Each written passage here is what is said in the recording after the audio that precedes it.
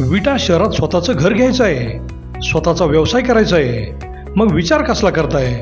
विटा कराड हायवे लगत विवेकानंद नगर बसस्टॉप समोर साकारते विट्यातील सर्वात मोठे शॉपिंग कॉम्प्लेक्स, ज्यामध्ये असतील 45 शॉप्स, 15 ऑफिसेस आणि तब्बल 42 फ्लॅट्स, तेही स्वतंत्र पार्किंगसह.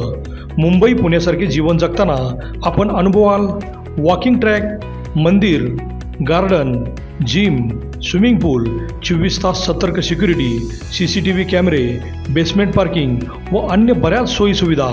चला तर मग आजच आपले बुकिंग निश्चित करा.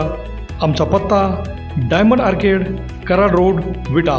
संपर्क राजू पाटील किर्दत 93 222 68 103 व हनुमंत किर्दत 930 983 94 77.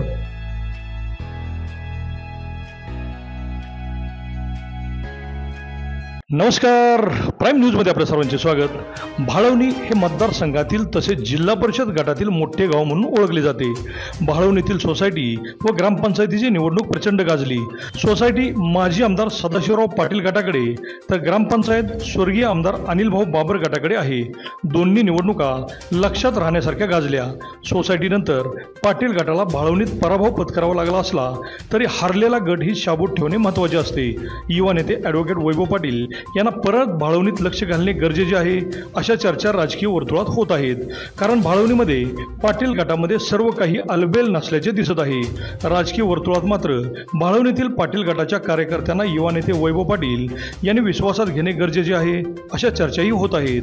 माजी आमदार सदाशिवराव भाऊ पाटील यांच्या वाढदिनी युवा नेते वैभव पाटील यांनी भावनिक होत मी माझ्या दुरावलेल्या कार्यकर्त्यांना एकत्र माझ्यासोबत घेणार असे म्हटले होते.